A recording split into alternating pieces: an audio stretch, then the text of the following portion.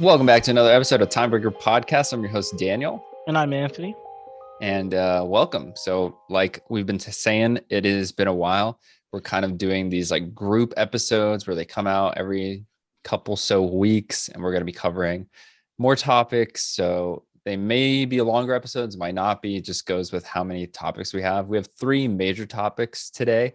Um, Anthony and I have seen Top Gun Maverick, Jurassic World Dominion, and the first 5 episodes of Obi-Wan Kenobi. So we're going to be talking about those and sharing our thoughts. So first off, let's jump right into Top Gun Maverick.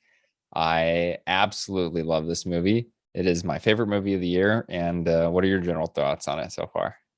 Yeah, I mean, just like it's so hard to even just talk about this movie without just straight up appreciating it because it's so good.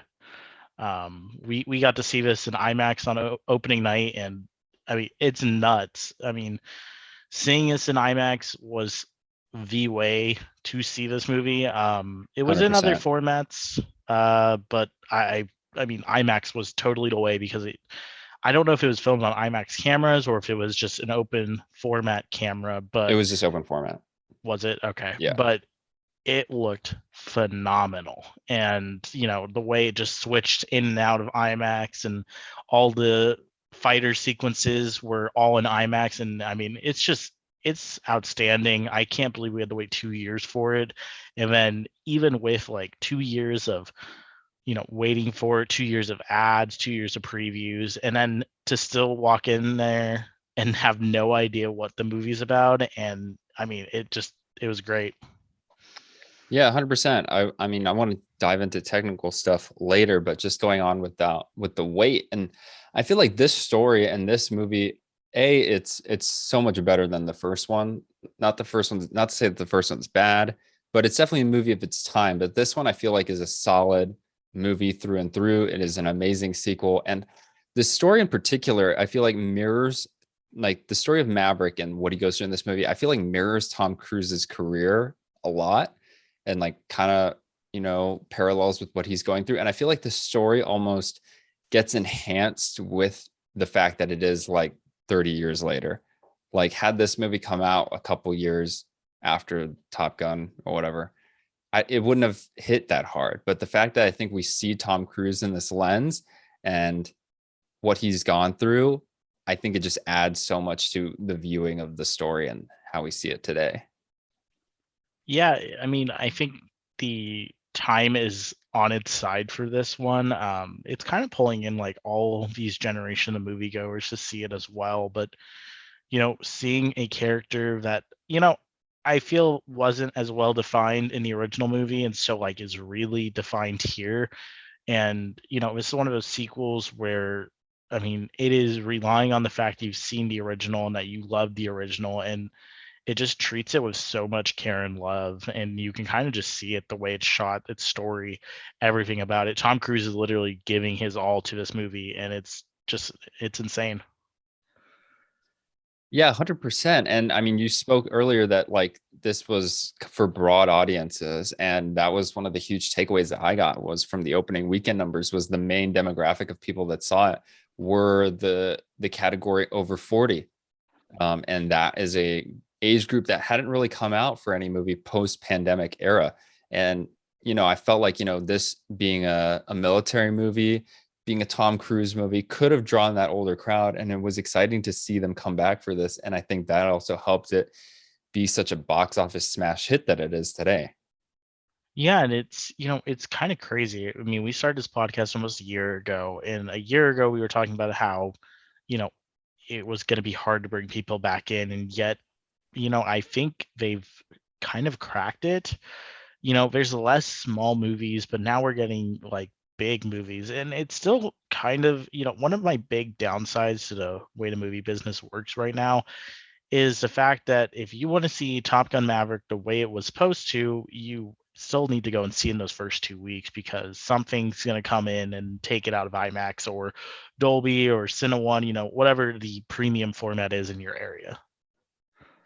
Yeah, and I mean to that, and like it really is a premium experience. Like you said, we saw it opening night on IMAX, and It was a full house, and it was a full house of like older moviegoers too. And I got to say, they were louder than the Marvel crowds we've been going to. They was louder than Spider-Man No Way Home. It was louder than anything I'd seen recently. And then I saw it a second time in regular format, and it was just so weak in my opinion. Like I just like, gosh, it didn't hit. So then I ended up seeing it again in IMAX because I just wanted to revisit how good of an experience it was in IMAX. Yeah, and it's almost an entirely different movie in IMAX. I can't say I've seen a normal format, but it's just one of those movies that, I mean, maybe if you go to Cine One, Dolby Cinema, something that has the sound system Right. to compensate not having the extra footage on IMAX. But I mean, having the cracked sound of IMAX with the cracked image of IMAX, I mean, it's probably one of my favorite IMAX movies I've seen, and it's been a while since I've been able to say that. I mean, Tenet made good use of it, but I didn't really sit there and go, wow, like I wasn't really amazed with Tenet, and that was simply because the way the sound was edited for IMAX was Right. just not good. Like I saw it in Dolby Cinema, and it was so much better because I felt I could actually hear some things better, but like the IMAX version was just not very good. And Spider-Man No Way Home, you know, I don't think there was anything that added to seeing in IMAX. I didn't feel there was anything that it took away. I saw it more times out of IMAX than in IMAX, and the extra footage is nice, but I don't feel they really took advantage of it. Where this movie, took advantage of the scale they were allowed to use with IMAX. Yeah, and then to that point too, like I almost, this like you said is a great IMAX experience. It's right up there for me with like Dune and Dunkirk, just to name a few that are like really good. And compare that to like other Marvel movies that are doing this whole IMAX thing. I almost feel like I enjoy movies more that use IMAX as like a narrative choice. Because I saw this interview with Joseph Kaczynski, the director, and so they're using Sony cameras um, that captured the full frame, and so the whole movie is recorded in that full frame IMAX, and they only used it for certain parts, and they wanted to keep the ground scenes intimate and kind of cut it down, and then really open up for those aerial sequences, much like Nolan does for his like bigger sequences. And I think that there's something to that where it's you kind of get lulled into just taking it for granted. Like if you're watching a Marvel movie and the whole thing is like that, you don't really get that shock value when it blows up, if that makes sense. Yeah, and I think there's a big difference. I mean, if you go and look at Avengers Infinity War, Avengers Endgame, specifically Thor Ragnarok, Guardians of the Galaxy Volumes 1 and 2, there are certain directors in the MCU that have really like they've taken very special care of how they do their IMAX releases.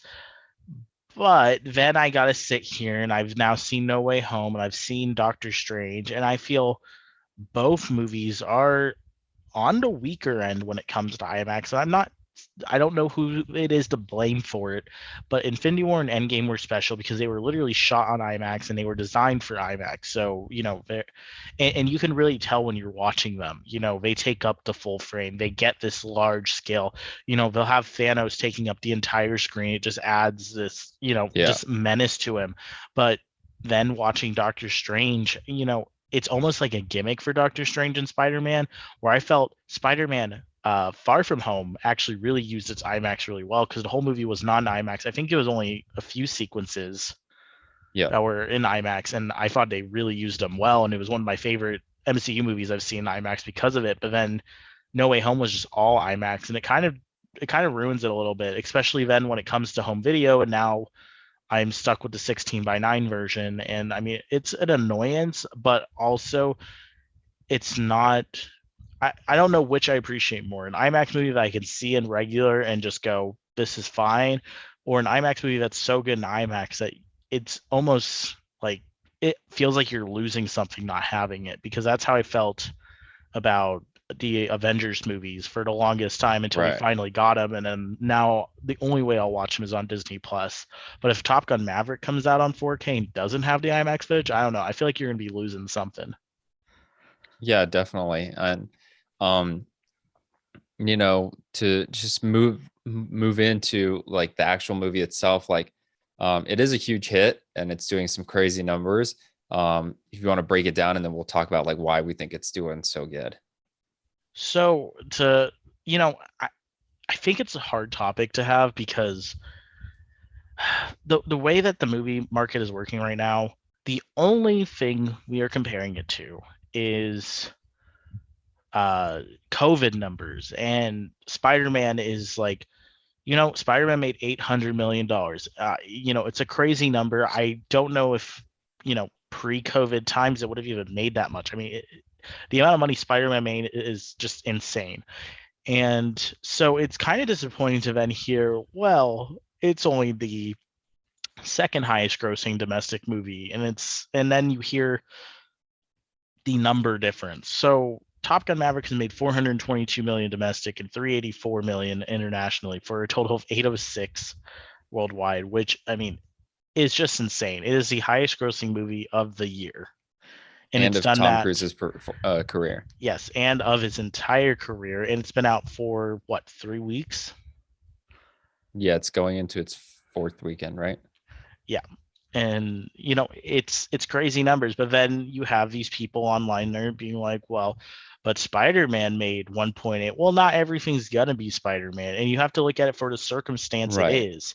It's not an MCU movie, and yet it outgrossed Doctor Strange, and Right. it did it in 3 weeks. Yeah, it had no business performing as good as it did. Nobody thought it was going to be like this. Yeah, and it's almost moving into an area. It's gonna, if it keeps going like this and it ends around 5 to 600 million domestically, you're looking at probably like the top 20 when it comes to domestic, which is impressive.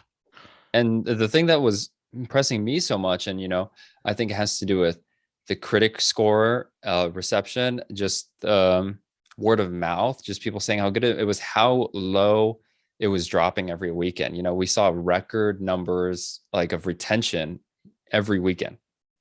Yeah, and you're kind of seeing this. So Spider-Man kind of got to show us that, hey, we can still do big numbers. But Spider-Man also proved that we can do like stupid big numbers because you know, Spider-Man practically doubled its domestic take between the second and third one. And so I don't know if tickets have gone up so dramatically. I don't know if more people are going to premium formats, which is driving up, I mean, it's almost unreal how more and more movies are hitting this like 400 million. Like it's kind of a low bar now. 400 is kind of a low bar, but for a movie to then only drop 30-40% each weekend, that signifies something else, which means this movie is going to be leggy.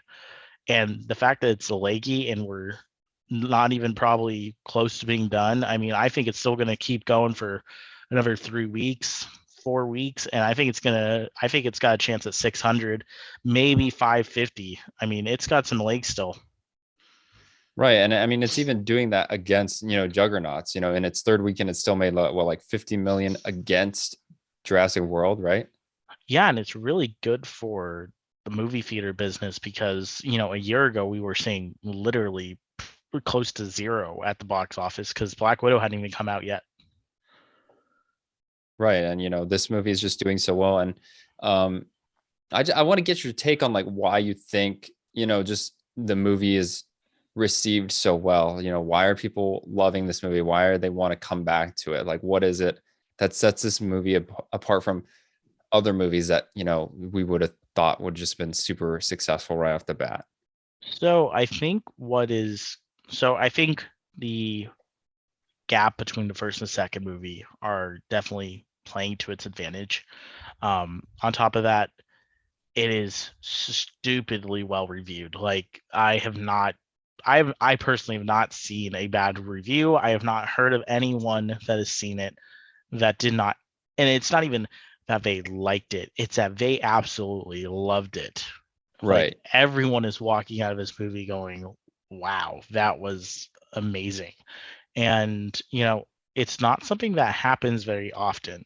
And typically when that happens, you're seeing what you're seeing now is that pretty much word of mouth can kick in, and you know typically you don't see it on high openers like this, because it did open, pretty big for what it is. It opened to 126 over its 3-day weekend and 160 over its 4-day.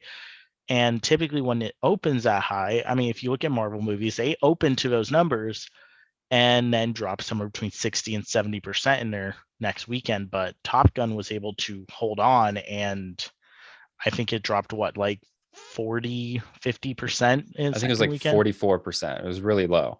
And you could look at that number and be negative about it, but in reality, that is a stupid good number, and it's almost unheard of, especially for something that opens that big. And you can kind of look at the best way to compare this. We talked about it, I think, in our release dates, where The Greatest Showman was able to pretty much recover from a disastrous launch because of word of mouth.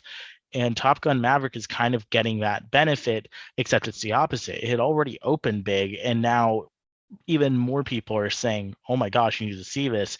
And also, this movie, I mean, I've seen it twice, and I would happily see it a third time. It is so enjoyable to watch Yeah. that I feel it has repeat viewings, and it's easy to rewatch.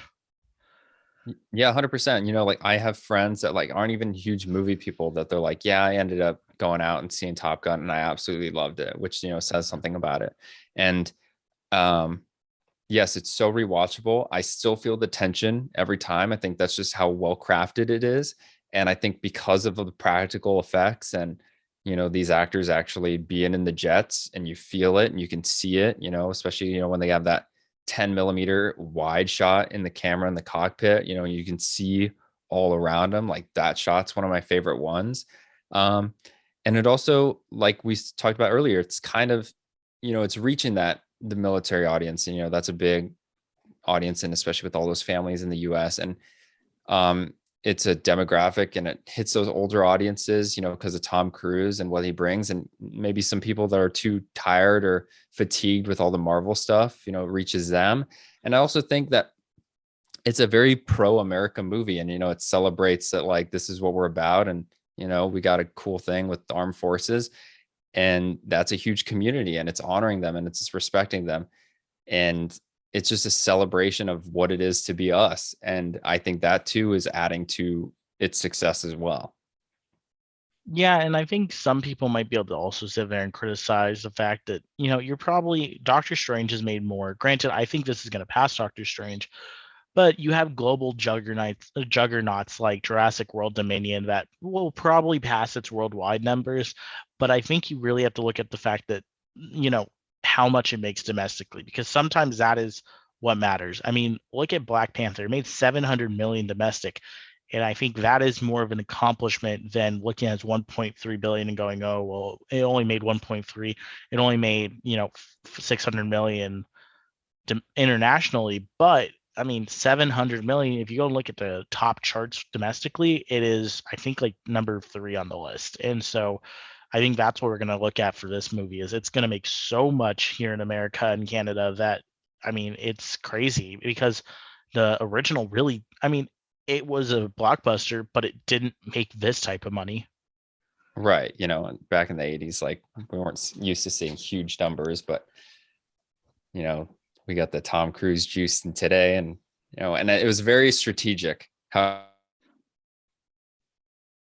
every time I've seen this movie, the Mission Impossible trailer plays right before the movie starts. That's no accident. Okay, I have a thing about that trailer, and I'm not gonna lie, I'm actually like so flippin' angry, because I'm calling it Venom 2.0. I'm going to see that trailer so many times. I'm going to absolutely hate it. Yeah, hopefully they get a different one. I don't think so. I think the Well, I mean, we're gonna stick with this closest, for a while, but yeah. yeah, but I mean, just think about how many movies are going to come out between, because it's literally going to be in front of every single movie except Lightyear. It was not shown in front of Lightyear, but that's Well, because because they Lightyear's were a kind kids of, movie. yeah, they were kind of, it was mostly kid movies. But Yeah. man, I feel like I'm going to see that trailer, at least 50 times. Yeah, that's a possibility. But well, a really hot thing in Hollywood, and it's all over the place. It's been the current trend for a long time, is this kind of this term, the legacy sequel, right? And I got to go out on a limb here, and I got to say, Top Gun Maverick's probably the best legacy sequel ever. Yeah, I could agree with that. I think it does so much right. A lot of these legacy sequels rely on nostalgia. I think Top Gun does nostalgia well, a good balance of it. It honors the first one, but it doesn't repeat the first one. It also celebrates the original characters. A lot of these legacy sequels, they like to, here's the new class, these are the new people, and we're kind of the old people are kind of, old dogs. It's past their heyday, and we're kind of phasing them out. But no, this is Maverick's movie through and through. Not only do we get to see the action star that Tom Cruise is, but we also get reminded that, in his earlier career, he was a very dramatic actor and worked with some huge directors and huge stars, and has a lot of range in him when he wants to put it out there. And the homages are there, and it takes the first one and it elevates it, with the relationships with the characters, with the action, with the production, and even in the story department. This is a much more emotionally driven movie. The stakes are higher than the first one, and I just think it elevates the first one, but also honors the first one in all the best ways that a lot of other legacy sequels don't. Yeah, I love what you say about that, because while some of these legacy sequels kind of feel forced in there, this, well, it's so, I guess I'm not using the word right, because like if you watch Jurassic World, it does feel like a continuation, but it's kind of like a forced continuation. But like this movie feels like a natural continuation of the original story. Yeah, like everything that happens or where we pick up at the beginning of this movie seems very natural, of like where Maverick is in his life, and what he's done. It stays true to the character and true to the events that have happened in the first one. Yeah, and the fact that it's more of like that saying that like this movie has something to say. It really truly does. I mean, it comes out and tells you exactly what it's trying to say. It's telling you exactly what it's meaning, and it has a purpose to be here. And I think that's pretty cool.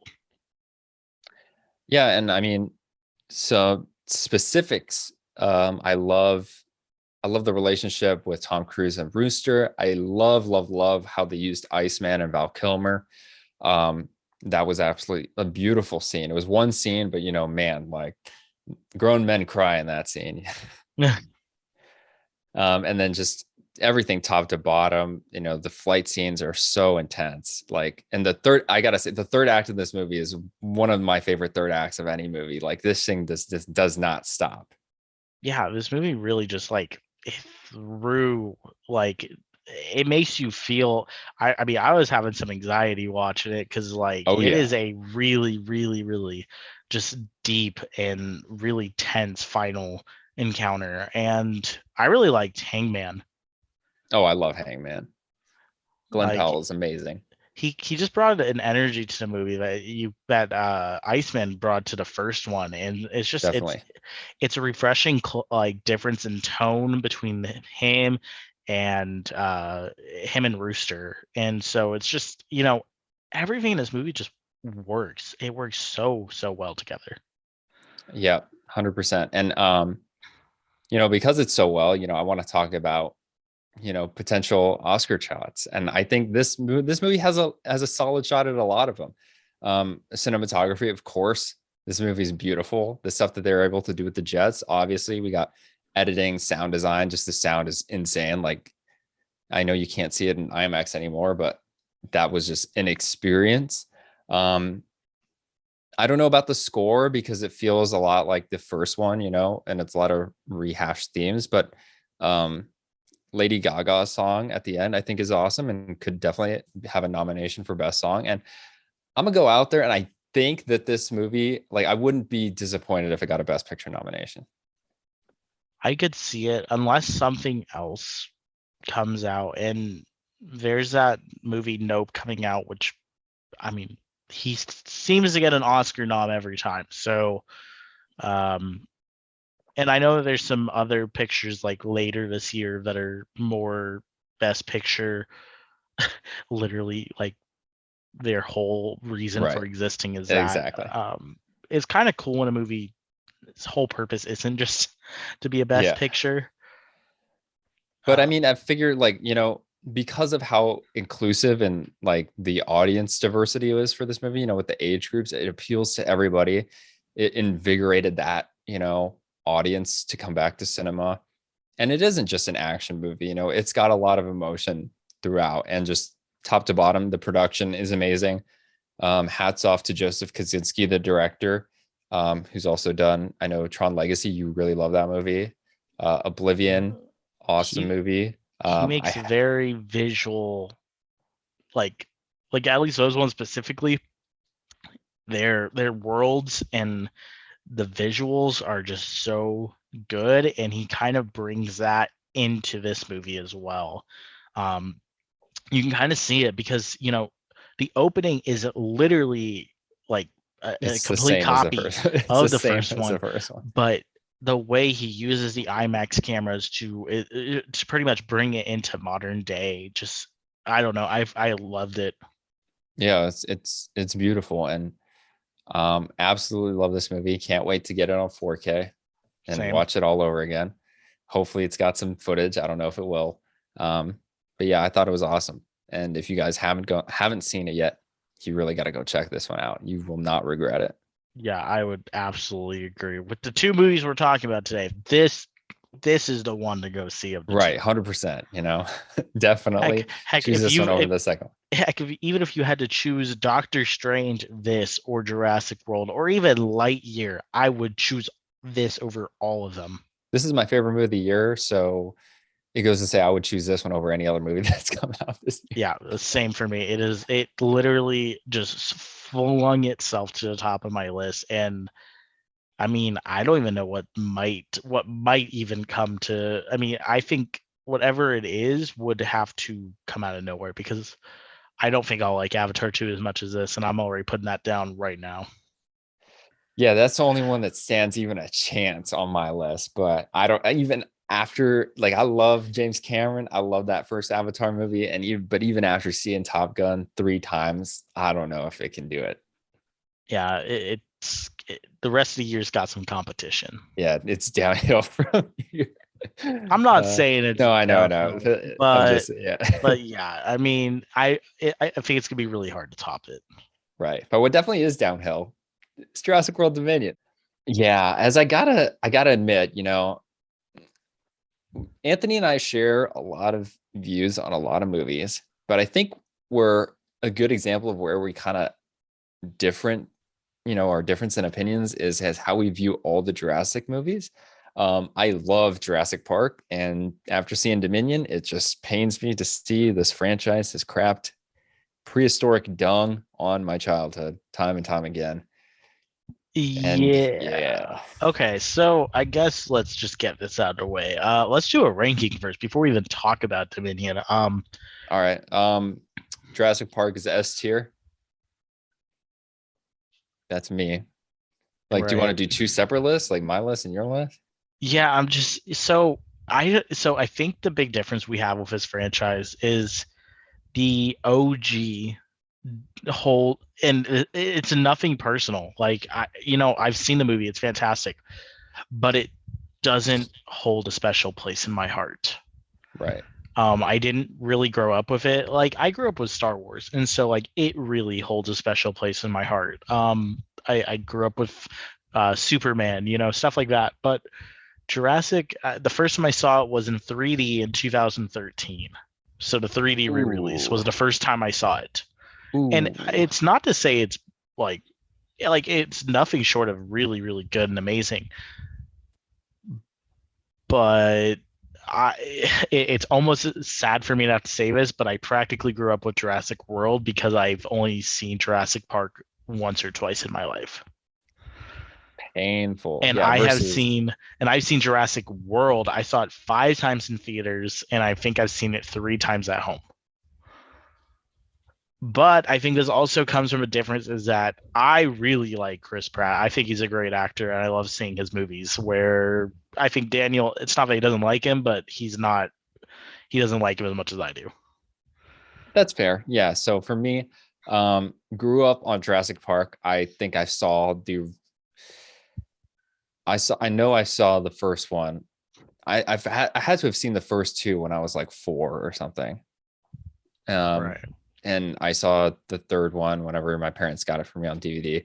So yeah, I absolutely love the first one. S tier for sure. The second one, The Lost World, is my second favorite in the franchise. Like I love that movie too. Um, the third one, it has its flaws, but it still feels like a Jurassic movie. Um, so it's pretty middle of the pack. I saw Jurassic World. It's got a lot of issues for me, but I still found it entertaining as like a new era thing.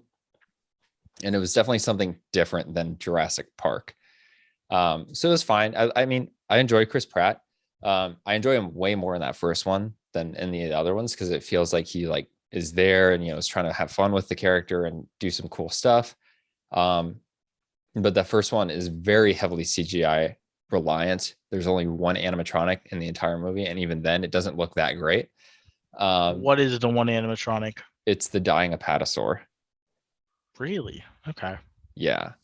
The second one had more animatronics, but the movie sucked, so that doesn't really help. That one is my least favorite in the entire franchise. I think Anthony and I share our sentiment on that one. Yes.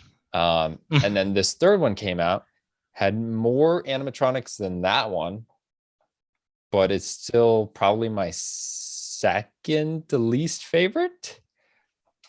So you like Jurassic Park 3 more than the new one?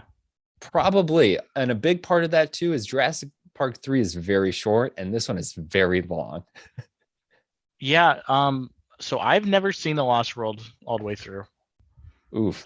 Yeah. So I think that really pulls me, like, I didn't need legacy characters for his third one because I'm not attached to them. I've never completely seen The Lost World, and I have literally never seen the third one.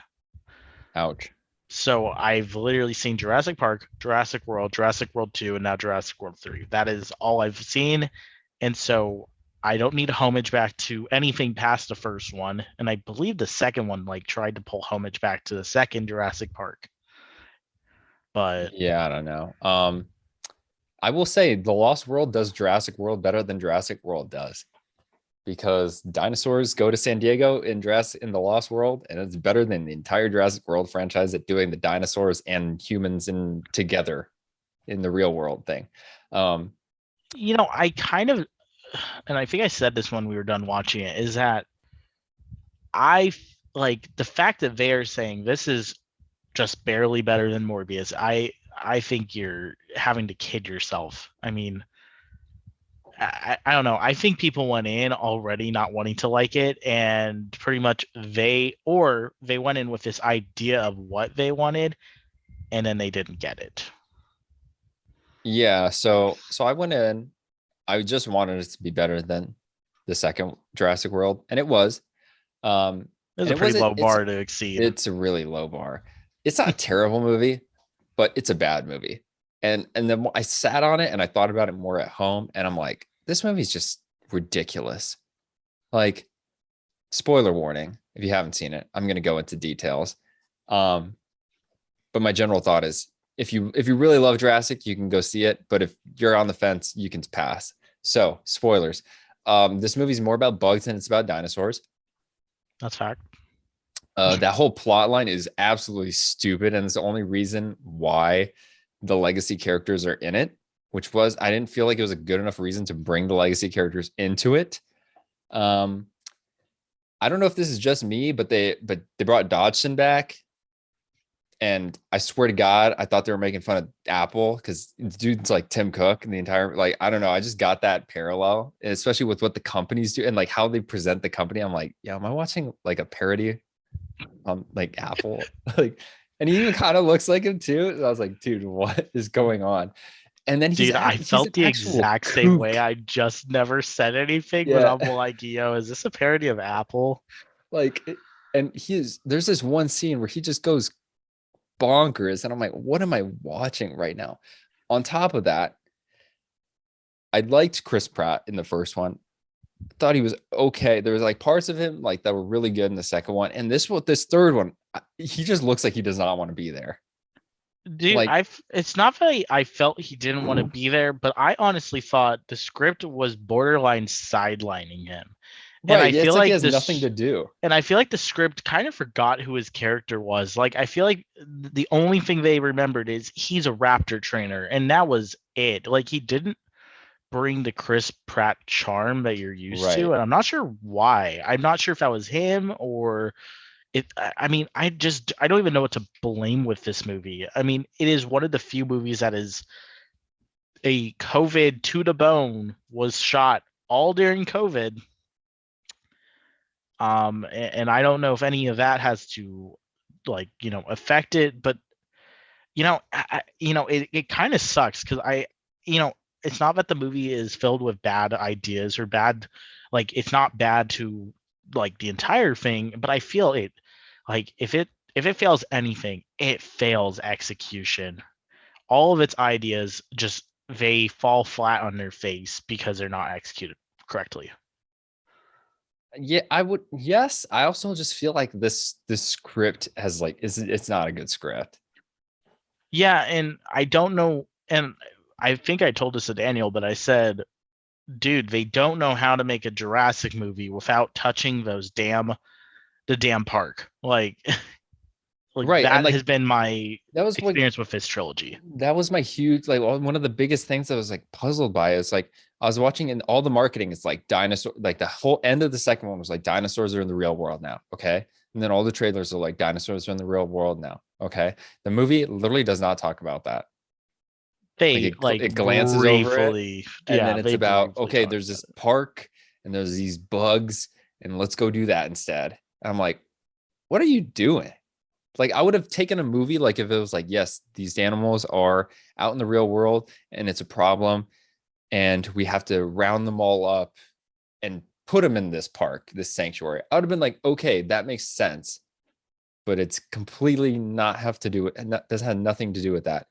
And yeah, You know what's weird and like ironic about this movie though is that it doesn't, like, I swear it doesn't feel like it's course correcting. Like regardless of how I feel about it, it doesn't feel like they jumped off a bridge and are trying to undo something. It truly does feel like the end of the second one does have an impact on this movie and the right. storyline that was made for it. And so it's like I cannot, at least I can sit there and say, you know what, they made a movie they wanted to, and they weren't just trying to fix a problem. Right. And Because lots of people yeah. have been drawing parallels between this and the sequel trilogy for Star Wars. And I have to give props to the Jurassic trilogy more. Colin Trevorrow has said him and Spielberg had a plan for all three of them. They kind of knew what they wanted to do and they wanted to put the dinosaurs out in the world.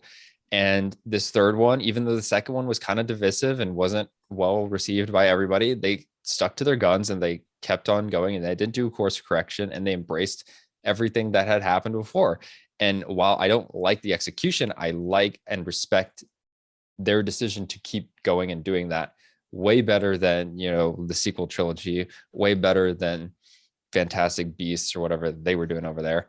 So yeah, I have to still respect that choice to keep on going with the weird storylines of Clone Girl and dinosaurs in the real life.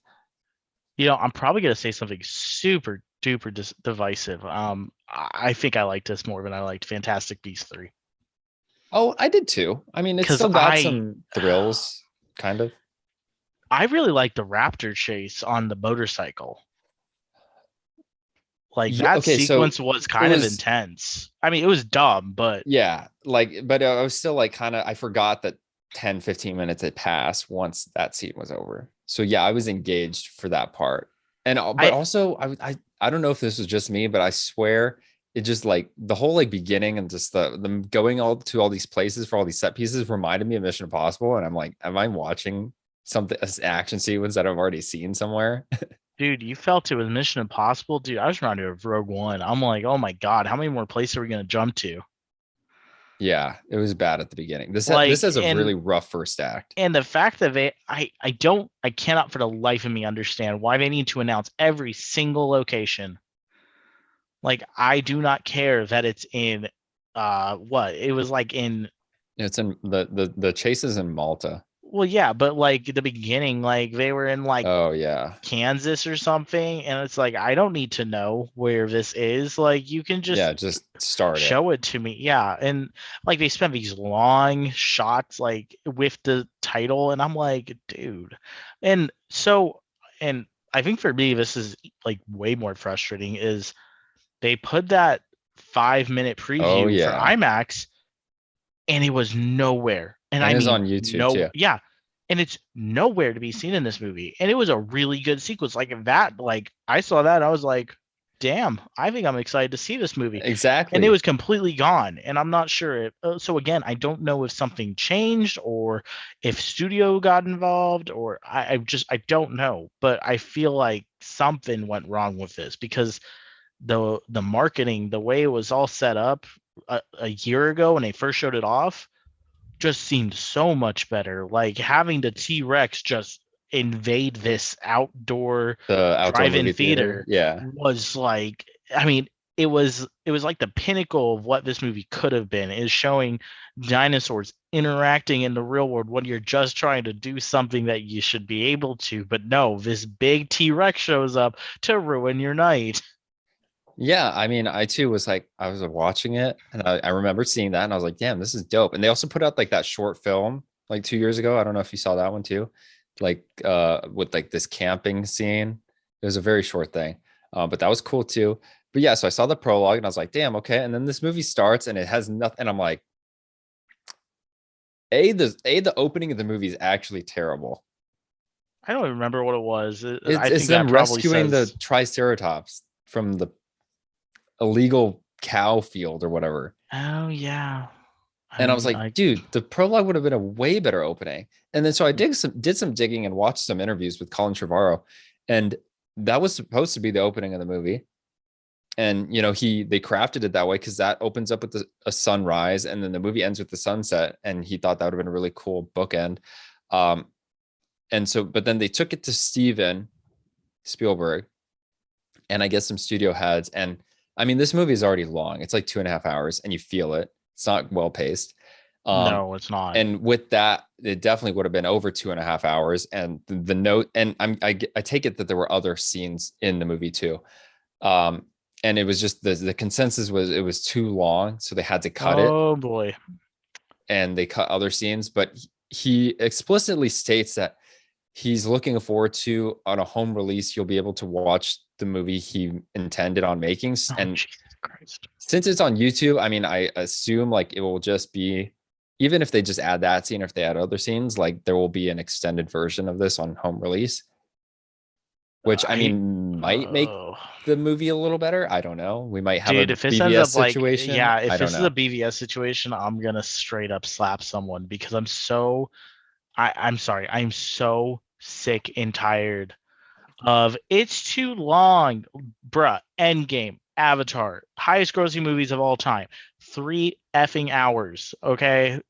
If audiences are going to show up, they're going to show up. They don't care if it's 2 hours. They don't care if it's 2 hours and 10. They don't care if it's 4 hours. They will show up if it is good.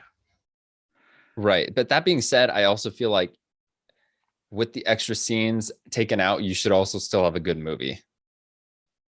I would argue the opposite because BVS is a perfect example of what happens when you remove so much that your plot makes no sense without those scenes. When you took out critical scenes. Yes. But And it I still also won't say it makes the well, movie amazing. okay, but think about it more this way. See, for a BVS to happen, actually you're right. For this movie to get turned around, it would borderline need a Zack Snyder's Justice League where it is missing entire portions. And you know what? That might be what happened. But would I would say it is a slim chance if we are getting the extended cut that would be what they'd give us. Right. Like my point behind the argument is the Avatar is good on its own. The extended just adds and makes it better for diehards. Lord of the Rings is amazing and perfect on its own. The extended just add more for diehards. I don't like, you should make a movie that's good and only add supplementary stuff, like if it's going to make it better. Like you shouldn't put out a half-baked movie. So yes, I guess to your point, you should put out the whole runtime. And I guess if there's extras off after that, then that's what you should put for a home release. Yeah, like if there's extras that you cut out because it just didn't need to be there, fine. But if you're cutting it because I guess I'm just tired of hearing the it's too long, it's blah blah blah. Right. Like, come on, like I will sit through a 3 hour movie if I'm gonna see the 3 hour movie. I don't care what the runtime is. I didn't look at Jurassic World 2 hour and like 27-minute runtime and go, oh, that's a little long. I don't know if I want to see that. I want, okay, well, I'm gonna see it anyway. I was shocked with how long it was, but I wasn't turned off from seeing it. But maybe I'm again, I have a feeling we are not the audience they are looking at.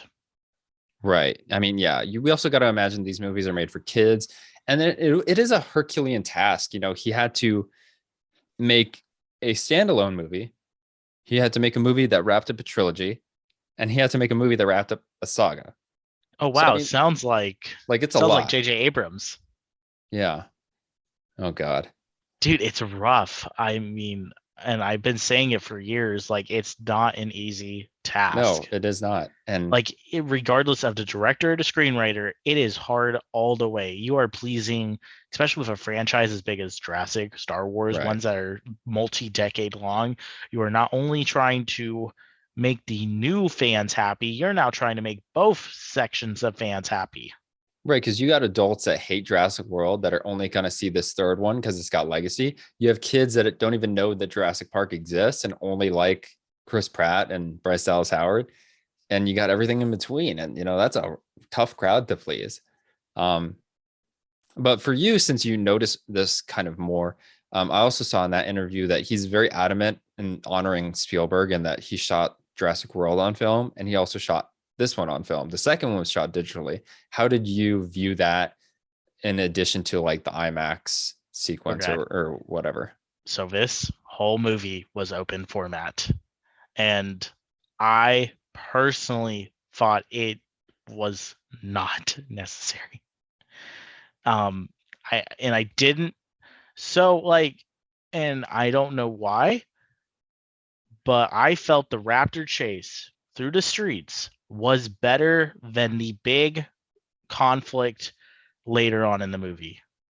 What is a Like big conflict later on in the movie? so there's two. There's the three dinosaurs fighting it out to the death, and then there's the one with Okay.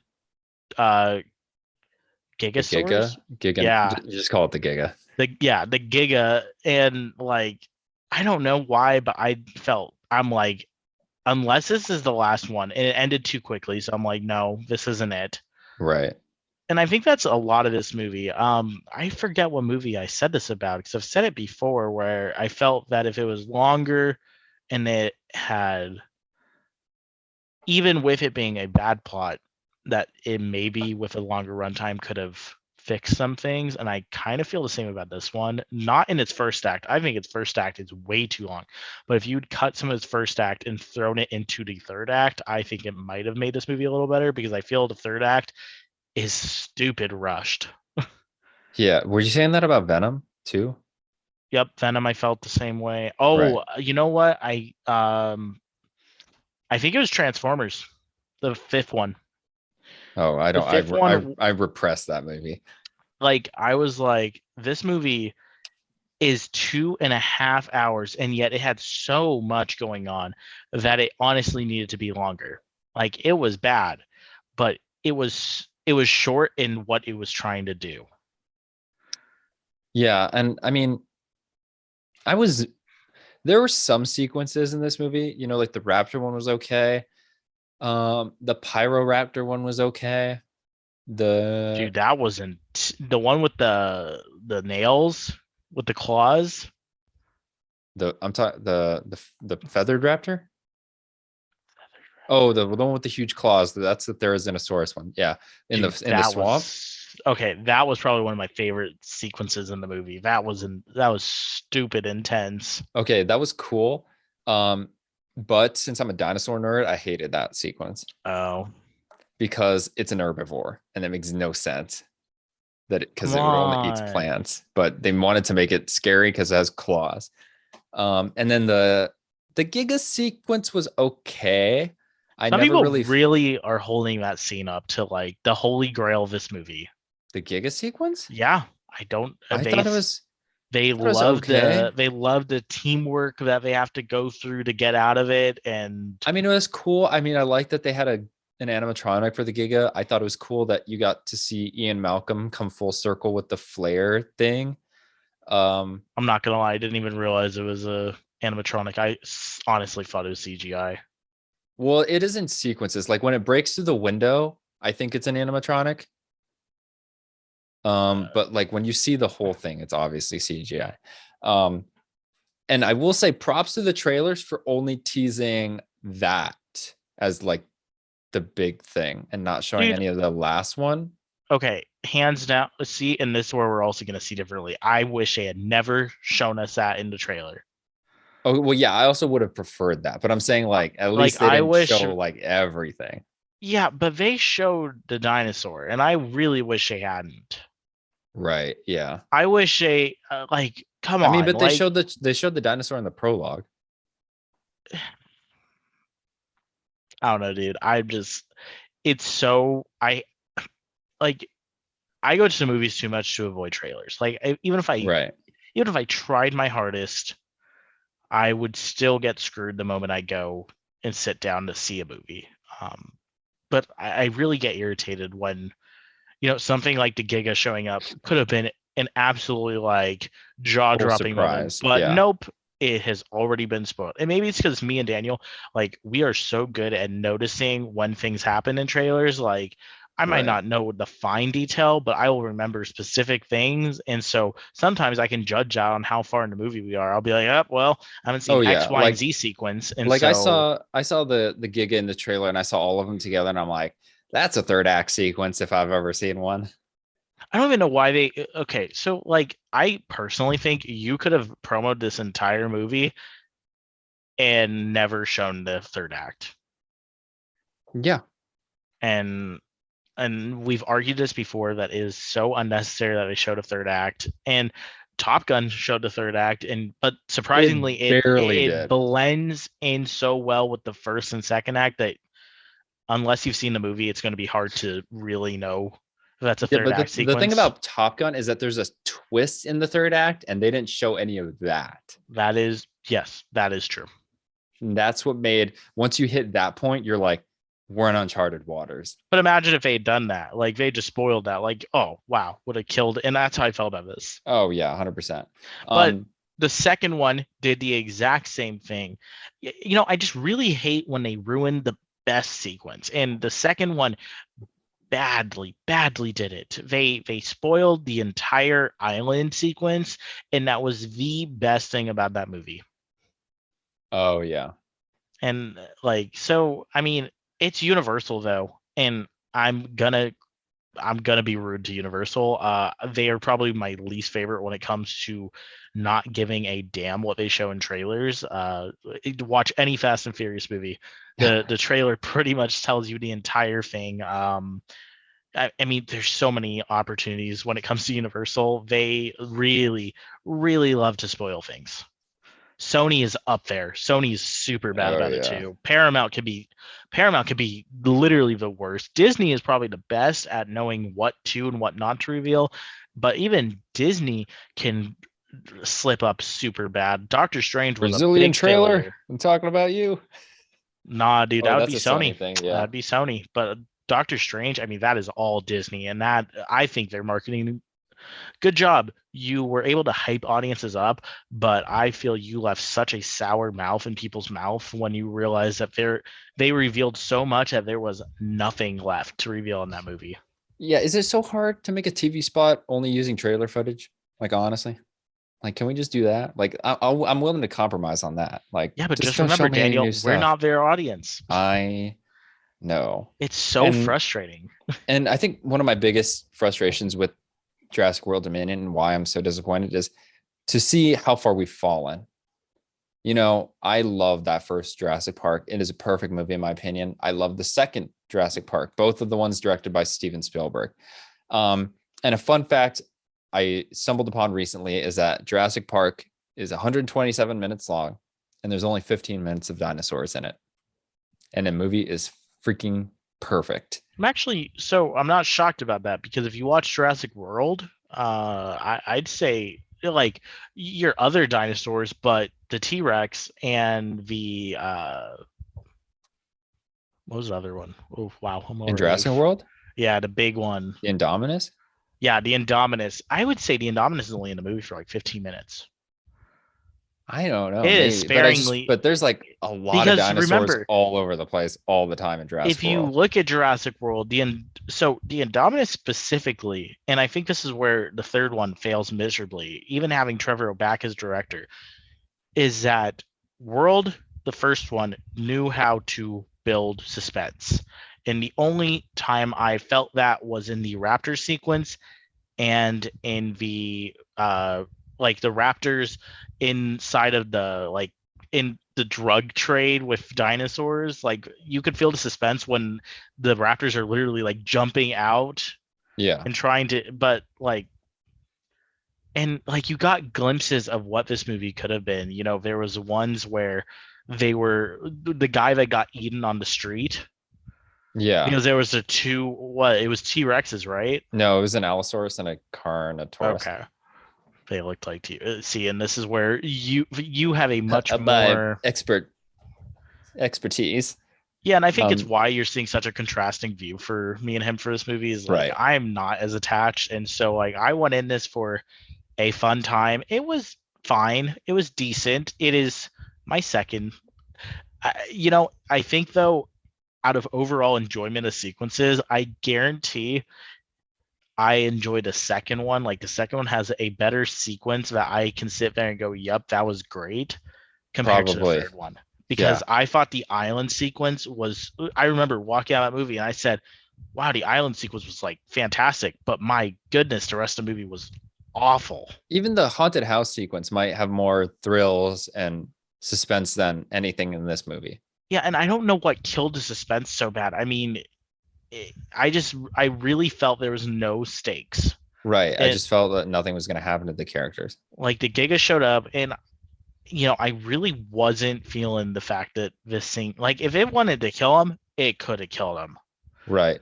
And I think also, no, go ahead. No, and I don't know. I think it killed it for me because with the Indominus in the first one, like they were like narrowly escaping death, but like in the third one, they are escaping death by like a mile. There's only a few times where like they were pretty close. Right. And then my point is this has got to be the lowest kill count in any Jurassic movie. At least when I was watching it, I noticed that's what I felt. Actually, versus like in all the other ones, like the first Jurassic Park, we got like the lawyer gets killed, like people get killed, or even in Jurassic World, they're not like characters getting killed, but there's like people getting killed a lot. So then you're like, okay, these animals and creatures are deadly. Literally, maybe like 5 people die in this movie, if that. yeah, and I think it's just the fact that there are no people. Right. You have your main cast, and there's no, and I think the second one suffers from this too. There's granted it has the house. I think the house was just like the plot line was so boring, and it's why I hate it so much. Yeah. Because the house is probably a better setting than what they got for this one. But yeah, I mean, I enjoyed it. Would I go and see it again? Probably not in theaters. Yeah, no, Maybe like at home. I might check out that Blu-ray if it's got the full version, because I do want to see how the movie changes, with tone and setting up with that prologue in it, because I do really think that would have been the very prologue good for the pinnacle movie. of this movie, just like the island was the pinnacle of the second one, hands down. Right. And the cool thing about it is you can go on YouTube right now and watch it as many times as you want, not have to spend any money at the theater for that sequence. But yeah, overall, pretty disappointed with this one. My second. You know what else? Favorite. You know what else I was disappointed with? The sound.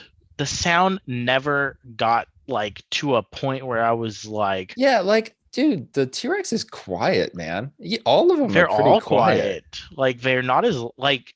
Did we even get the classic T-Rex roar at the end? Not really. Like I watched. There was like a Tuesday night classic they were showing Jurassic Park, the first one at Harkins, and I've seen Jurassic Park more than maybe any movie ever. But I was like, I've never seen it in the theater, so I went and go saw it. Man, when that T-Rex roars in the theater, it's so good in that first movie. Even like the raptors make the menacing noises. Spoiler alert: if you like Blue, she's not in this movie.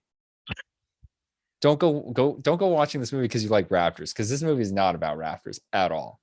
Dude, it is the like least about Raptors. Like even Beta got sidelined. Like at Right? some No, they point they take her and said, then you don't see her till they get her back at well, and the end. then Beta escapes with the clone girl, but then Beta just disappears. And I completely forgot she even disappeared till the character literally said, "Oh yeah, we got to go back for Beta."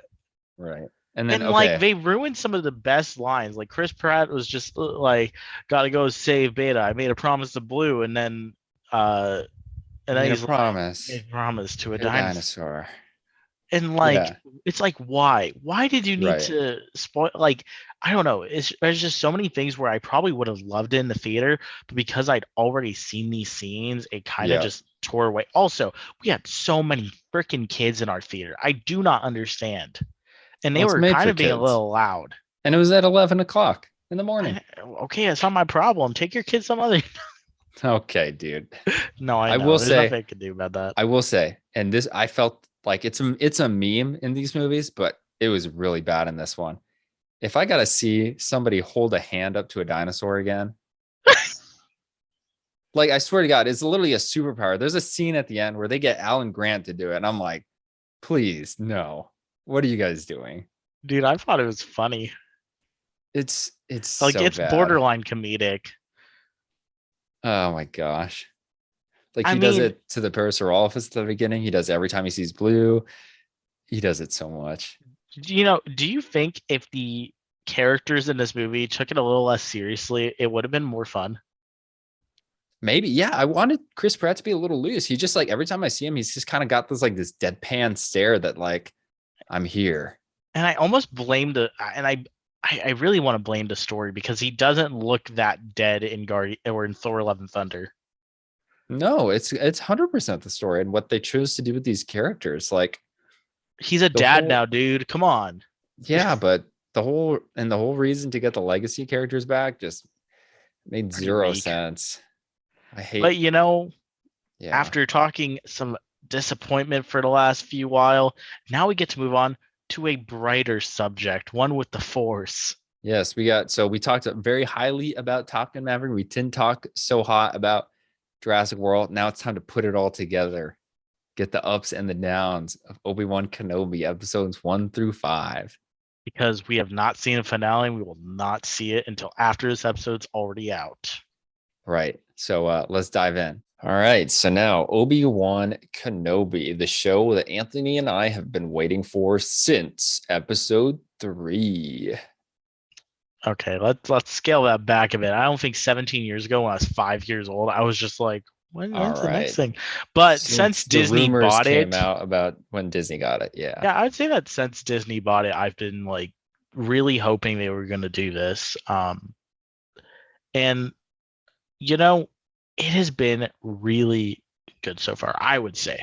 I know that a lot of people, I don't think I'm a part of this group, but a lot of people have issues with episode 4. I'm not really in that camp. I have issues with it, but I think other people have bigger issues.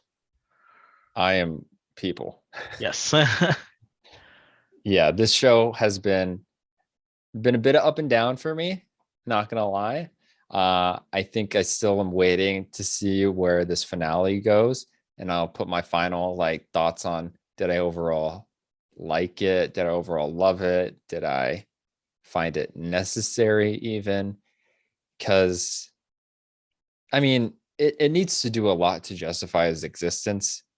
Everything we've seen already we kind of just assumed that like we knew how everything went before this. We've seen him and episode 3, we've seen him in Rebels, and we saw him in A New Hope, and there's a natural progression there.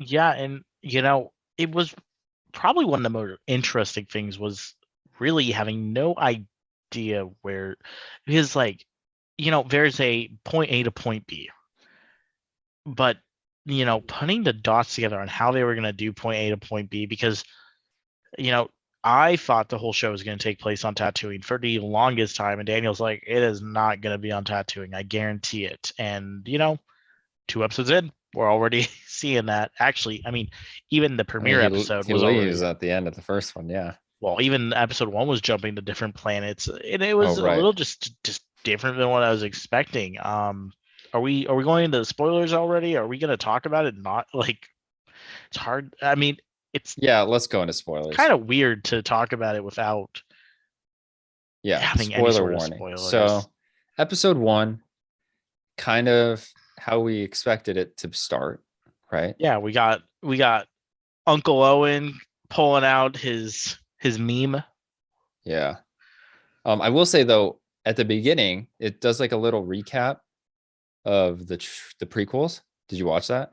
Yeah, I really liked it. And I kind of buy into that argument that people made. Like, prequels didn't have to be prequels. I was like, yeah, I pretty much got everything from that like 5 minutes. Yeah, I mean, but I mean, I'm come so on. glad we got the prequels Yeah, and I like mean, what they established, and then it fed into Clone Wars. But yeah, like the base of what they were about, I think they did a really good job at well, it's also the summarizing, base of just Obi-Wan and Anakin's journey was mostly what they were summarizing. which is all they Like needed to for this for this show. show, right, right, Yeah. right. But if you were just to look at that recap, I do think there are some things you may miss, like missing Mimi Palpatine from the prequel trilogy. I mean, come on, man, you can't miss that. You cut out. I cut out. Oh yeah. Yeah, just say missing.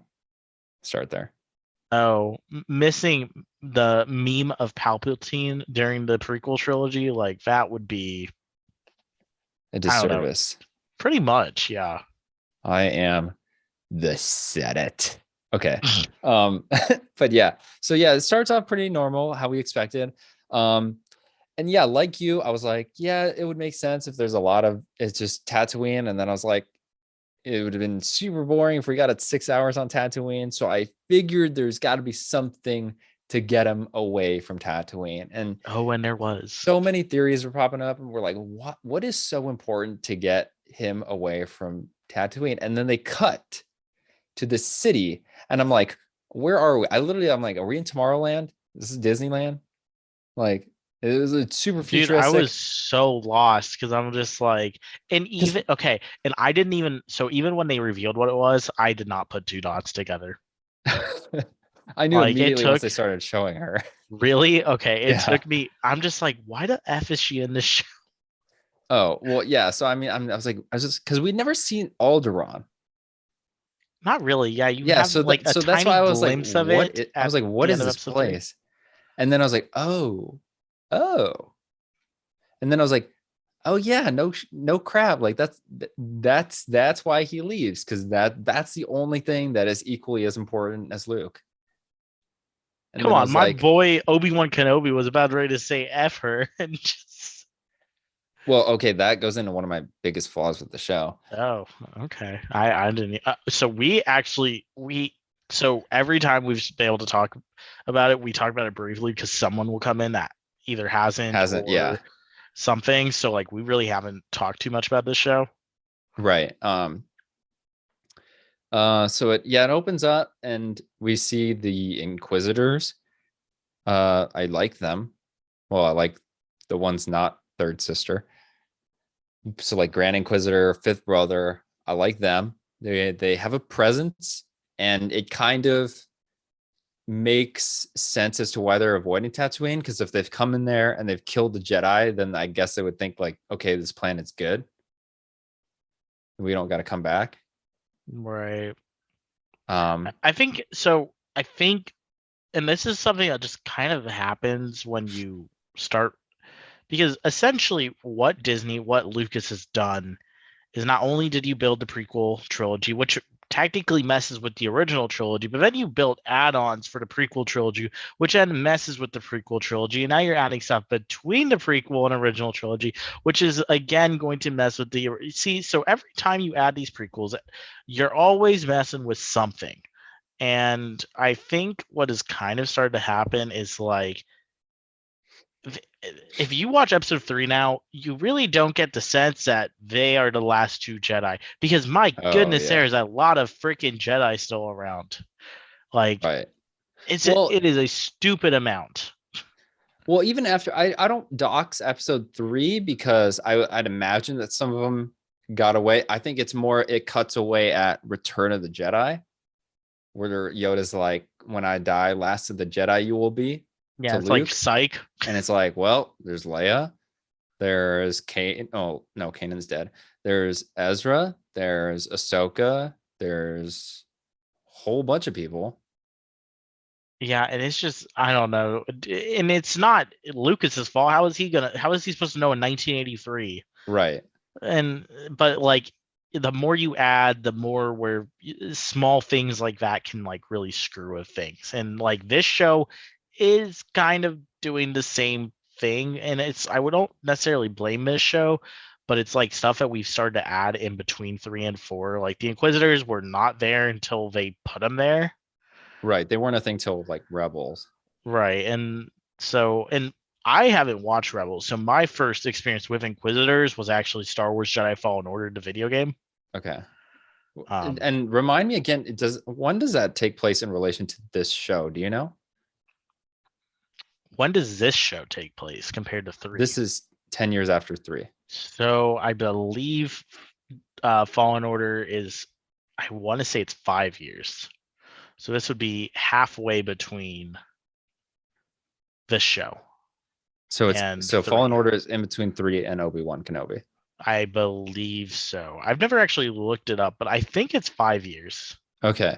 So yeah, even then that kind of screws with stuff. And I read somewhere that there's like a hierarchy of canon. It's like movies, shows, books, something, and video games are last. Yeah, it's kind of really weird how they do these things. But it's still canon, so you just got to see what trumps the others. Because I mean, while I'm watching this, I'm like, okay, well, Vader killed this treacherous Inquisitor beforehand. Like, now we're doing it again, which is Okay, kind of so lazy, but whatever. but hear me out. If so, like, Fallen Order having happened before this kind of does make sense for this plot line. Granted, I don't even know if the Right. writers even looked into that at all. I think it's a big disservice. The fact that we have not seen Cal Kestis show up live action, I think it's a disservice, because it was such a beloved game. It literally reinvigorated the Star Wars games, period. And like, the voice actor and the person they modeled looks exactly like it. So you could literally just pull him in and have him be in the series. But I do understand that can affect, future games, which is Right. why I feel they're very very lenient in pulling him in. And I think too is with the hierarchy of canon, if video games are in fact the bottom source, I don't know how involved or how invested Filoni and Favreau are in the video games, and the video game fans might be a very select few of the general Star That is Wars true. community. And so while gamers might like it, the average people won't. And so it But might you could just always pull him interfere in. with their other things. So I mean, like I'd expect more it to be like a cameo and like a Bad Batch Right. than like something as big as this. And already this show, I feel like isn't focused on Obi-Wan Kenobi enough. No, Doing it's that not. would even hurt it more. So going back to our episodes, the first one, I really love the first episode because it is so focused on Obi-Wan. We got a little sprinkle of Leia, but it's really about him. And it showed us what we wanted to see, like the daily life, kind of the struggles he's going through, living as a nomad, the Jedi's like help. And he's like, I can't help you, man. Like, I'm Yeah. disconnected. And the best thing for you is to peace out.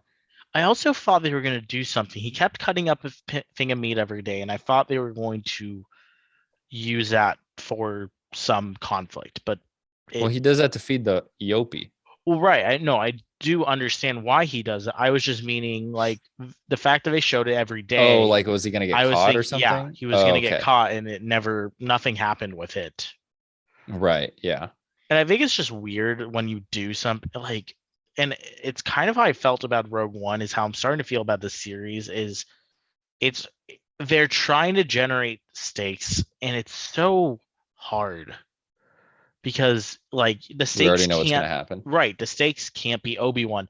The stakes can't be Uncle Owen, and yet they're trying to, but it's like you can't.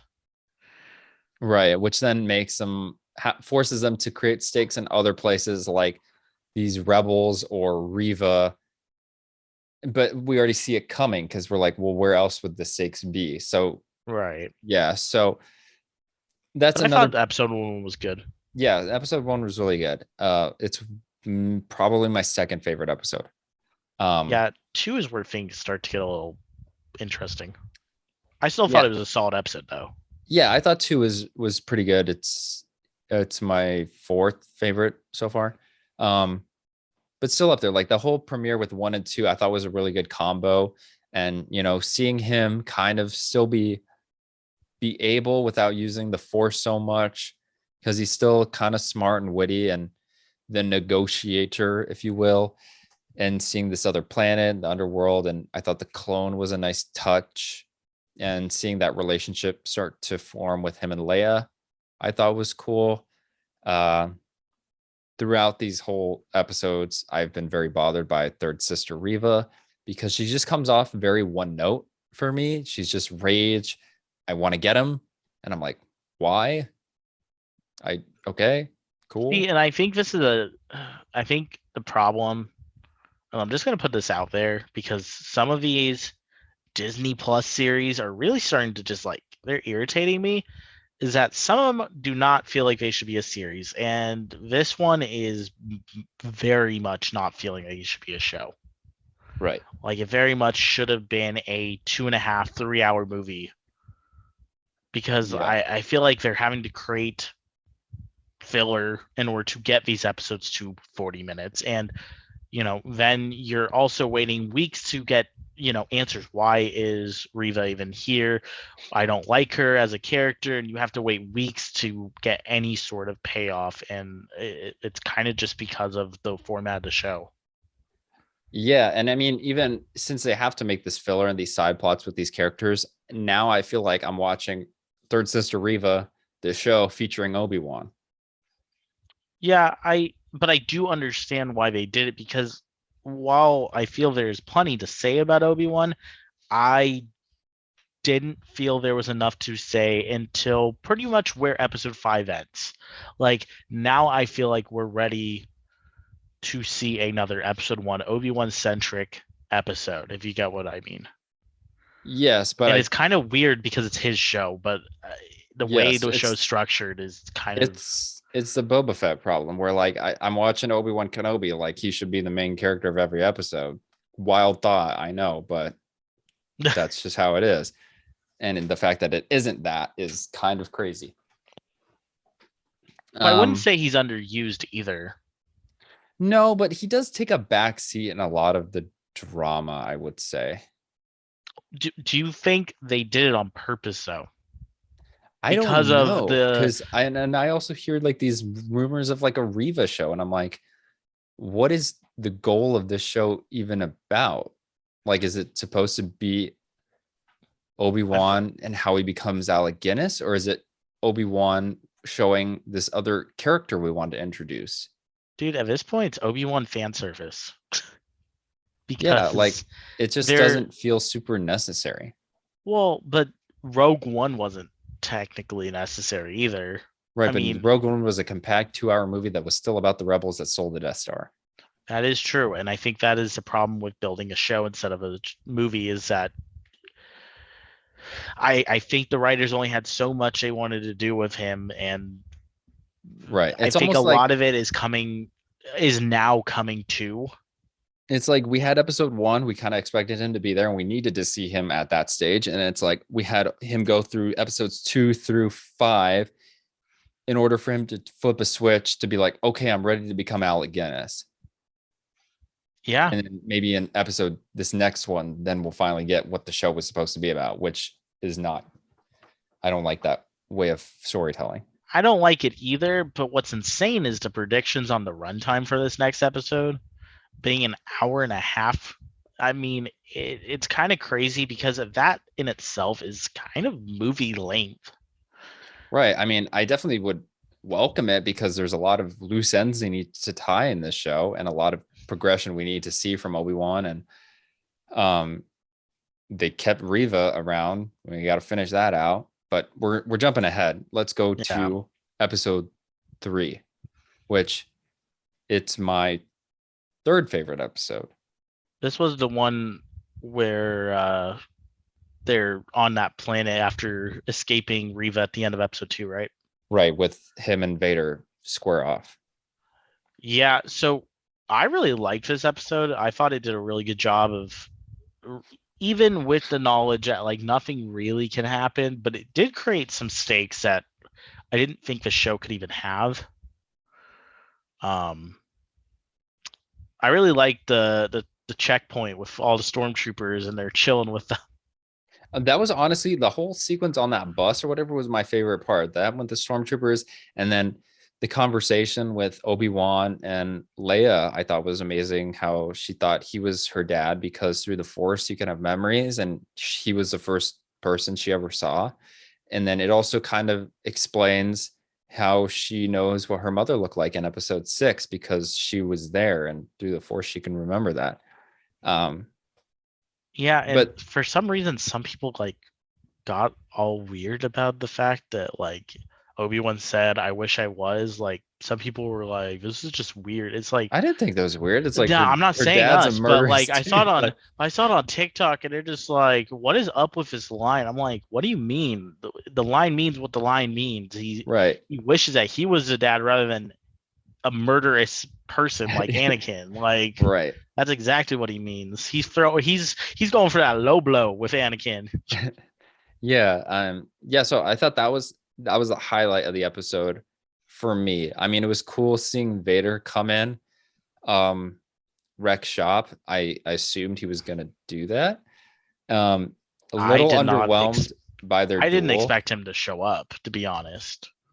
Oh, I mean, I kind of did. Like Really? once she's Okay. like he's here, I'm like, oh, he's coming, Well, dude. right, but I didn't up until that moment. Had no thought that because I seriously thought Vader was not going to show up until like the last 2 episodes. So it was a Once welcome they surprise that. So like once they did the back to tank, it wasn't then, but it was once they did like her talking to him, Right. then I was like, oh, they're gonna use Vader a decent amount. Yeah, I was actually shocked. Like overall, the show period, I'm actually shocked at the amount of Vader. It's the most Vader Right. screen time we've had And I think ever. the reason that they're more loosely with it is because they don't have to rely on Dave or James Earl Jones I heard because it's he's kind of not. a mix. Oh, I've heard he isn't recording anything. Oh, I heard okay. it's all just like the AI technology that they use for Val Kilmer. What I heard is that it is that he records the lines, but then they are able to pretty much go in there and mess with it to make it Okay. sound much better because he did not. I'm like, no offense to him, but he did not sound like Vader in Rogue One. Right. And so that's why I also think it's more the AI because it sounds like original trilogy Vader. Right. Um, Yeah, I mean, you could definitely kind of tell it's AI, but it's a right. Yeah. lot. It sounds It's a a little lot choppy. closer. Yeah. But yeah, so I mean, I might be in the minority. I think it's just people seeing Obi-Wan and Vader fight is enough for them to lose their crap. I was a little underwhelmed by it. I mean, yeah, it was cool to see Vader kind of put Obi-Wan in his place. Well, and Uh he's totally playing with him. yeah, and Obi-Wan stands zero chance. He's not connected to the Force, hasn't done anything in a while, and Vader's been merkin fools for 10 years. Yep. I didn't know why Vader was going easy on him. I would have thought that Vader would have just like wanted to take him out slash capture him because he did have the opportunity. The leading fan theory that I've seen is the most believable is that he saw Obi-Wan burning and sympathized with him, and Anakin came out for a second. It I was kind of weird because if you see him in like any other forms of entertainment, like Vader is a murderous. right, like it just like I don't buy that because like at this point I feel like Anakin is gone. But didn't he technically have like a moment of weakness in Rebels too, which is why he didn't kill Ahsoka immediately? No, I think he was doing that to like Vader Mm. because he comes out with the Anakin voice because his suit's gone, and then she kind of gets caught off guard, and then she tries to like talk to Anakin, and then he's like, "Then you'll die." So he's Vader through and through. Yeah, I mean, it's still. I mean, I think the weirdest thing about Star Wars is still that Vader Anakin thing. It really is. It like it's so hard to grasp it sometimes that they are literally the same person because they're really different. Right. And I mean, I think the supplementary material like Clone Wars and stuff has done a good job of showing the transition. Right. Um, Another side thing too that I mean, it takes me aback, and I don't know if this is just Disney Star Wars, but because it hasn't been all of Disney Star Wars, but what do you think of the lightsabers? Like they're bright as hell. They are super bright. And I don't I it's not like that in prequels. I don't remember it if it was like that in the sequels. So I don't know They are what. probably equally as bright in the sequel trilogy. They are really bright in the sequels. Okay, so I I guess this think is just the Disney style. I think specifically that episode is super bright because it is pitch dark, Well, yeah. and there It's is no other sequence like that. Even Rey and Kylo in the forest is not that dark. right. Like it is literally pitch dark, and so I think, and they might be using different technology now because I know they aren't just using sticks now. I know No, those yeah. sticks are Since illuminated. Disney took over, they're using like actual like glow lightsabers that give off Yeah. color. So yeah, So and I guess like it kind of helps in realism because a lot of it's now like the colors on their faces and stuff are like real, not just digitally put in there. right. So I mean, yeah. So it's just I just wasn't used to it, and I guess in episode 4 and 5, it's not as bad because it's better lit. So 5 gets closer to what we see today. 4 is really weird. Like 4 is very different the way lightsabers are. I mean, just look at Obi-Wan's like it's a very like pale blue lightsaber. I'm talking about 4 and 5 in the show. Oh, My bad. my bad. No, I know in A New Hope. I know.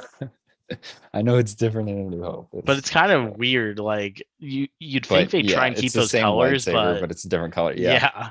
But No, that's just yeah, I think it's technology. literally just that scene because of how dark it is. Because you're Right. right, the lightsabers never kind of. I'd say the lightsabers are almost that bright in episode 4, Yeah. where he's doing that little. Right. The little ninja scene. Um, but yeah, so I mean, episode 3 was solid. Had a lot of cool moments to it, and then that leads into episode 4, which I don't know. It just seemed like a whole lot of filler to me and unnecessary stuff. I didn't play Fallen Order, but from what I've seen and gathered, it's very rehash of Fallen Order. It is. Um, a lot of the action I thought was really, really poor. Come on, I love the fact that Obi-Wan just turned his lightsaber off, stab No, someone, that and was cool. It was kind it of was kind visually of it was cool. yeah, visually, but I don't like that they transformed lightsabers into baseball bats, because like Disney's got to figure out, like, is a lightsaber, like, do they want gore, do they want limbs, or do they not? Like, they've always been able to do it. I I don't. don't like the fact that he's like batting him and it's bouncing off and he's like whacking him with a lightsaber. Like, I'm like, that, no, it would just cut through. Like, Well, to counter this, Star Wars Jedi Fallen Order actually had to figure this out, and oh they went boy. with what Kenobi's doing, because you can like cut a limb off, but you cannot cut them in half. You cannot X, Y, and Z, and it's simply due to the fact that it's gory, and so they go with that really weird, like, yep, we understand it's a lightsaber, but it's not going to cut them in half like that. Okay. Well, since that's lower So, tier canon, I don't like that. That's an excuse that they had to make. And I but if don't, you go and play like the Force Unleashed games, oh yeah, you oh, literally yeah. cut them in half. Right. And so I think it's just the way that Disney, because where Respawn got their stuff was from Disney, and so I think that's just Disney's look at it. Right. So, I mean, it's something I just gotta like put up with, I guess. Yeah, but overall, like from a narrative structure, like it seemed like there's this whole plot, and it was just like a whole lot of like suspending of logic. for me to like believe like all this stuff is going on and that they're letting them do this sort of thing. And the whole Come on, breakout dude. sequence was my favorite part of the episode was when Darth Vader came and punished Reva, because I'm like, yeah, don't piss that guy off. Yo, that scene came out of nowhere. Like that, it's just crazy because it literally just swaps, and all of a sudden he's walking down the hall and just walks in there and starts choking her. Yeah. Some people didn't like that. Dude, people are weird. Dude, the Star Wars community, like, regardless of how I feel about them, I seriously think they're toxic people. Like, really, really toxic fans. Yeah, and then I mean, again, like how because like Obi-Wan was super wounded at the end of episode 3, and they had to do back the tank. I thought they were gonna do the flashback. Then, like how they did with Boba Fett, but I guess maybe they just thought that would have been too on the nose, so they didn't. Yeah, And if so I they had was done that, I would disappointed have. then. If they had done that, I would have had to seen Boba Fett or Obi-Wan go like a bantha. Yeah. So but then they ended up saving it for episode 5, which it works in episode 5 too. So I'm glad that we got it. But yeah, so your thoughts on episode 4, like did you like it or you just don't have problems like I do with it? Yeah, it's not that I necessarily like it. I don't have issues with it. Okay. It's fine. Like, I'm not gonna sit here and say it's not filler. Like, it's filler, but it's not Right. bad filler. Like, watch a season of The Flash, and then No. like that's bad No. filler. Like, this is at least decent filler. Yeah, and but I think also to me, like the fact that it's only 6 episodes, and granted, they're not even 40 minutes in episode, and we still have to have a lot of filler, Okay, just proves a point. I'm gonna put this out there. This is not a this is a Disney problem. Like, Oh this yeah. is every single one of their shows. They do not know how to pace them. And it's weird because they order 6 episodes, but it's like you could have done this in 5, and you're all about quality over quantity. So I really don't know why they didn't just merge episode 4 and 5 together, because you easily could have. Or heck, put the Yeah. end or put episode 4, like you could have put it in episode 3. It's really weird. Well, and the whole like if you just change a couple things, 4 doesn't even have to happen. Yeah, that is true. Um, so yeah, that's But another 5, disappointing. but moving into 5, yeah, 5 is hands down my favorite. Yeah, yeah, 5 is definitely my favorite. It's not without flaws, but it's still my favorite. We opened up with the shot of Coruscant. I didn't know it was Coruscant. I honestly thought it was Alderaan because of the same color palette, and Coruscant's usually like red/orange, and there's always traffic in Coruscant, and there was no traffic, so that also I was like, wait, this is Coruscant, and then I saw Anakin, and I was like, oh, it's Coruscant. Yeah, it It's was a really little weird. details that the show is skimping on. It was also just the CG, like, looks worse than the prequels for Coruscant. Oh, don't get me. The CG in this show is just not good. Yeah, but we actually talked about this, that just Right. CGI in general looks really bad right now, and I'm not sure what is going on with this, because like all Right. things Disney just look not very good in the CGI department. And like Eh, Jurassic doesn't look too bad, but I feel like it's because it had that year between release and being done. Right. And I also feel like very limited by the fact that the show is made with the volume, and it just seems limited in scope since they have to work with that little space versus, Star Wars is huge, expansive, wide vista shots. We're not getting any of that. So we have to keep it super contained with the set. And I Yeah, mean, for they sure. they get clever with it sometimes, but some of the times it just doesn't work. But that flashback sequence I thought was cool. I honestly thought they were going to do like a Clone Wars thing or like a more slash Revenge of the Sith time era, but it was fine. The one that they did. Yeah, but then they do, so like I don't I that wasn't my favorite of the flashbacks. I really like the Order 66 one they did later in the episode. I thought that was a uh, really good use, and I thought the editing was cool, how it blends in with what Vader does too. yeah, so over I mean, yeah, everyone's literally talking about the fact that this is like the best episode we've gotten. I mm, I'm not 100% sure I'm on board with this being the very best episode I've seen of Star Wars. Like, it is definitely this show, but I would argue that the Right. season 2 finale of The Of Mando. Mandalorian was probably the best I've seen. To me, it was either it's that one or this one or episode. It's the one with Luke training Grogu. That one was dope. I would say even the one before that, Mando Oh yeah, the having Mando one too was the Mando, amazing. yeah, that was a really good episode. So I mean, it's definitely up there in like the Yeah. top tier. Um, the highlights from this episode, I did not expect the the girl that Obi-Wan was with to die. Oh, I kind of did. I mean, she's kind of served Well, her purpose. I just didn't think she was gonna die in this episode. Oh, okay. I was kind of sad that The droid died. yeah, the droid died. I know. I was like, I liked him. oh, Other he standout. fought to the he fought to the dying breath though. Oh yeah, he went out like a champ. But Yeah. other standout was Vader, 100%. Oh, yeah, Vader was Man God. pulled That was Force awesome. Unleashed on a CGI ship like I've never seen before. Dude, he made Kylo's force abilities look like a joke. Like he straight What up force just kept. ability are you talking about?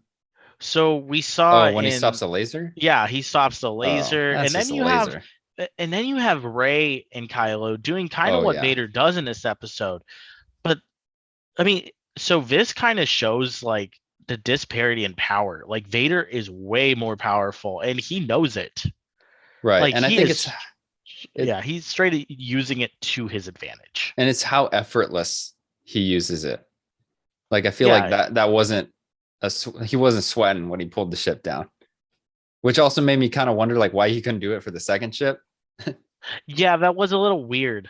I was like, why didn't he just like do it to Like the next one? I would have gotten it if they made him like wheeze a little bit like after he did it. So then I was like, okay, he's kind of gassed and can't do it again. But no, But no, he seemed like he was fine.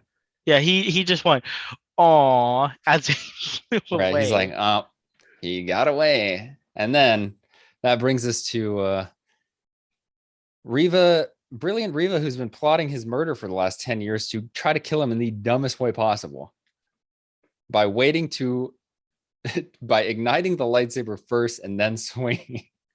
Yeah, but people in Star Wars seem to have this problem. Like this is not just this show. Right. No, yeah.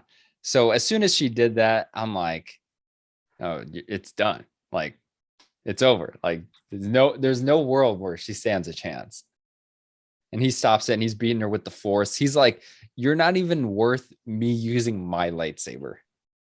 Literally, dude, Like, it was such a cool fight, and that's pretty much all I gotta say. It like I don't even really need to talk about it. If you're gonna watch a show, if you watch a show, if like it is that good. right. I think the one thing that this show has done really well is it's done Vader justice and shown like just how strong he is. For sure, and I think they're gonna do Obi-Wan justice in the finale. I just think it took a long time to get to where we need to be. Yeah. But that pretty much sums it up because we have not seen a finale, and that's going to be coming out here literally this week. But I don't know when it's going to be for you guys. Right. But so we're gonna be covering that for sure. yeah, in the next episode, we're probably going to be covering. So I'd anticipate probably sometime in July we're going to see this episode. Got to talk about that Kenobi finale, Lightyear, Elvis, and depending on how late in July we get, probably Thor: Love and Thunder. But depends when we do this again. And but that's what we got coming soon. Anything else to add? No, just a small note that I forgot at the end of Jurassic World that since Trevorrow has done such good work, I guess, for Universal, I mean, he's generated them a lot of money with this Jurassic trilogy. I guess he announced in one of these interviews that he's planning on doing like this Atlantis Lost Civilization trilogy, which is interesting. I mean, we haven't really seen something like that tackled, really, especially with like a big budget or whatever. So it'll be interesting to see, more of that. And I think Universal's probably down for that. So looking out for that and all those movies that we previously mentioned, I'm excited for them, especially Thor: Love and Thunder. It's probably my most hyped Marvel movie this year. And Yeah, same. yeah, so we will catch you later with that. Yeah, see you.